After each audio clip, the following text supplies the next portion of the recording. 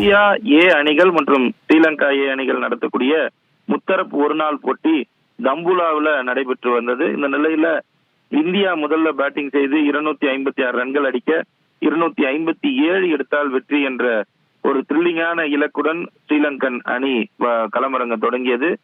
கிட்டத்தட்ட முதல்ல விளையாடிய அணி 256 ரன்கள் எடுத்து ஆட்டத்தை டை செய்ய சூப்பர் ஓவர் வீசுவதற்கு அழைக்கப்பட்டது. ஆனால் சூப்பர் ஓவர்களுக்கு முன்பாகவே வெளிச்சத்தின் அளவு குறைவாக இருந்ததால் இந்தியா ஏ அணியுடைய கேப்டன் திலக் வர்மா அம்பையர்களோடு ஒரு ஆர்கியூமெண்ட் நடந்ததை பார்க்க முடிந்தது.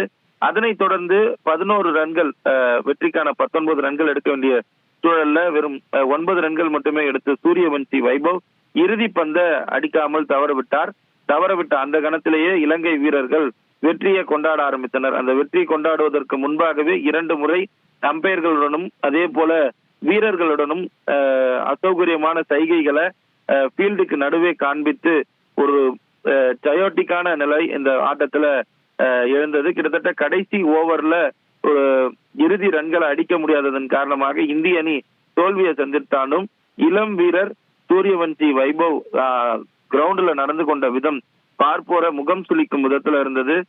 இந்தியாவுடைய முன்னணி வீரர்களாக வளர்ந்து வரக்கூடிய இளம் வீரர்கள் கேம் ஸ்பிரிட்டை விட்டு இது போன்ற சைகைகளையும் அதே போல ஒருவருக்கொருவர் தாக்கியும் கொண்டது கிரிக்கெட் ரசிகர்களிடையே பெரும் அதிருப்தி ஏற்படுத்தி இருக்கிறது.